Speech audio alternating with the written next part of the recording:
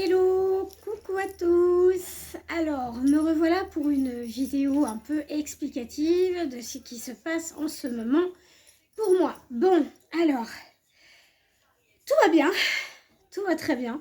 J'acquiesce ce qui se passe. Voilà, donc on va parler d'une chose qui va pas être très facile pour moi, mais j'avais besoin d'en parler pour extérioriser ce qui se passe pour ma maladie. Donc voilà, donc je suis atteinte d'une discopathie dégénérative depuis 5 ans. Donc avec maintenant des réponses neurologiques importantes qui commencent à se succincter beaucoup. Donc le médecin m'a dit qu'il m'interdisait l'accès aux soins de la kiné. Et qu'il n'y avait plus rien à faire de ce côté-là, qu'il fallait simplement appliquer de la chaleur et faire les soins chez soi comme on le pouvait, parce que vu que les nerfs sont comprimés, il n'a pas compris pourquoi on m'avait emmené chez le kiné alors que ça n'avait plus sens à l'heure actuelle. Donc comment vous dire que c'est compliqué en ce moment de faire des vidéos parce que c'est des crises qui sont entre cervicalgie, cervico-brachiale et réponse neurologique. Donc c'est un mélange de tout ça qui fait que ça ne va plus du tout dans mon système central nerveux. Donc là je dois passer un électromyogramme parce qu'il est trop vieux celui que j'ai fait pour voir les dosages en fait au niveau du calmant en fait, parce que je vais prendre des calmants en fait. Il m'a prescrit un dérivé du Xanax pour calmer le système nerveux central, parce que quand vous avez des réponses neurologiques, vous avez systématiquement des coups électriques dans les membres, dans les muscles et dans les nerfs qui sont très éprouvants pour le corps. Et la dernière crise que j'ai eue, elle s'est fait en octobre, je crois que c'était le 21. Ouais, je sais même plus si c'était le 21, je sais plus du tout. On était en train de faire des courses avec Haroun et là, patatras, je lâche toutes mes courses et je me mets à avoir des tremblements dans le bras à gauche. Donc les coups électriques sont très éprouvantes, elles partent d'ici et remontent jusqu'au cerveau ou l'inverse. Je ne me souviens plus parce que quand je suis en état de crise, c'est détonnant. C'est détonnant, je le prends avec le sourire parce que je sais que maintenant je comprends le système du corps humain et je peux me soigner. Donc ça encore, ça va. Mais je voulais juste avertir des gens que si jamais vous avez des irradiations dans les bras, allez consulter parce que c'est quand même pas anodin. Voilà, prévenez vos patrons parce que ça peut vous prendre à tout moment, à des stades différents de la maladie. Donc j'étais en stade 1 l'année dernière et là je pense que j'approche le stade 2 malheureusement, même si je fais très attention à mon alimentation et que au travail j'essaye vraiment de faire tout ce qui est bon pour moi pour pas me créer des douleurs. Mais là dernièrement j'ai eu une sacrée cervicalgie qui a été dévastatrice pendant 3 jours. Je me suis retenue, hein, j'ai pas pris de médicaments, j'ai rien pris du tout. Donc là, j'ai pris ce médicament-là qui date d'il y a 5 ans, je crois. Pas 5 ans, mais qui n'est plus bon jusqu'en 2026. Donc, je vous le montre. Voilà. Donc ça calme les systèmes. Alors, pas le système nerveux, hein. C'est un niveau 1, mais j'en prends 2. Donc, voilà. Donc ça, c'est un rhumatologue qui me l'a prescrit pour calmer les douleurs. Je dis bien les douleurs, pas les réponses neurologiques. Parce on va y revenir après. Là, je suis sous l'amaline ou celui-là. Tout dépend. Quand j'ai de la cervicalgie, je préfère prendre celui-là parce que le lamaline est très fort et il a tendance à jouer sur mes émotions. Donc celui-là, il ne joue pas sur les émotions. Donc là, je l'ai pris hier. J'étais un petit peu... Bon, c'est un niveau 1, hein, c'est pas énorme. Mais disons que pendant le laps de temps, il ne m'endort pas. Vous voyez, je ne suis pas dans les vapes, je suis bien, je peux me reposer tranquille. Bon, c'est de ma faute parce qu'au travail, j'ai quand même soulevé une table en ferraille qui avait du verre. Parce qu'il fallait que je dégage le coin pour faire le coin à fond. Donc, il fallait que je le fasse. De toute façon, je n'avais pas le choix. Et vu qu'on ne doit pas les prendre en conduisant, bon, bah, c'est compliqué. Hein, voilà, faut jauger. Donc, on prend les médicaments après intervention, après le travail. Et surtout, on se relaxe, on prend des bains chauds, on prend des douches. Voilà, on se met des bonnes fréquences dans le téléphone. Voilà, on se met des petites bougies, on se relaxe le plus qu'on peut. Parce qu'il faut savoir aussi que j'ai une maladie auto-immune. Donc, il faut jauger le côté émotionnel du corps et le corps physique. Voilà, il faut jouer sur les deux paliers.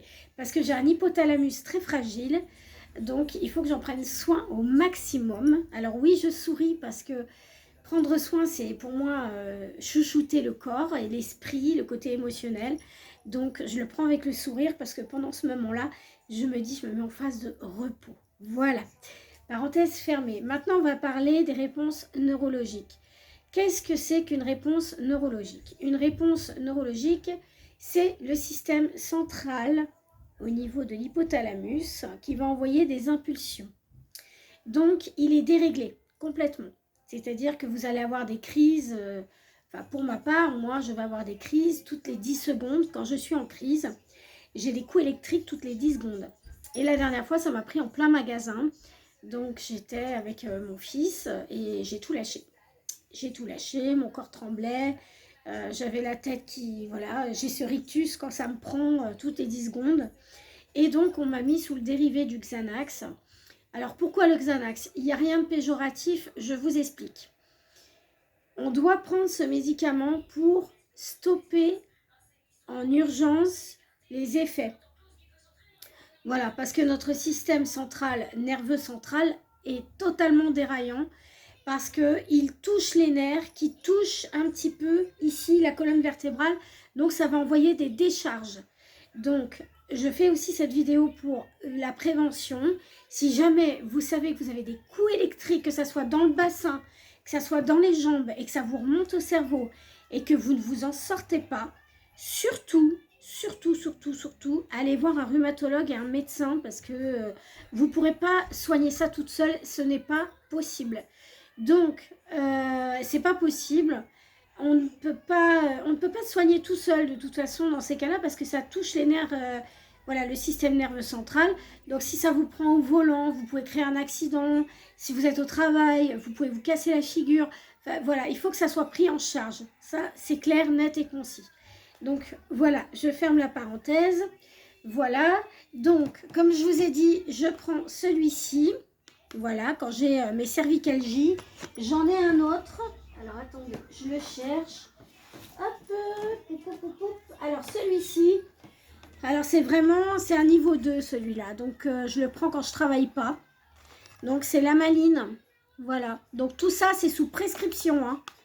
Voyez-vous, c'est sous prescription. Et vous avez différents... vraiment, c'est quand vraiment ça irradie, que ça fait mal. Voilà, que j'ai vraiment des douleurs au bras et à la tête. Donc, je prends celui-là, qui est de niveau 2. Et après, vous avez le Xanax. Alors, où est-ce que je l'ai mis?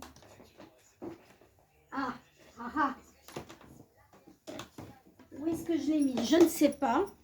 Je ne le vois pas. Bon, bref, il doit être quelque part. Hein. De toute façon, voilà. Ça, c'est votre rhumatologue ou votre neurologue qui va vous prescrire ça. Parce que on ne peut pas faire n'importe quoi. Il est obligé de lire les scanners pour vous le donner. Ça, c'est impératif. On ne fait pas n'importe quoi. On va voir les médecins pour qu'ils vous prescrivent ça. C'est une maladie dégénérative. Donc, elle évolue avec le temps. Moi, ça fait 5 ans là. Donc, il y avait celui-là que je prenais.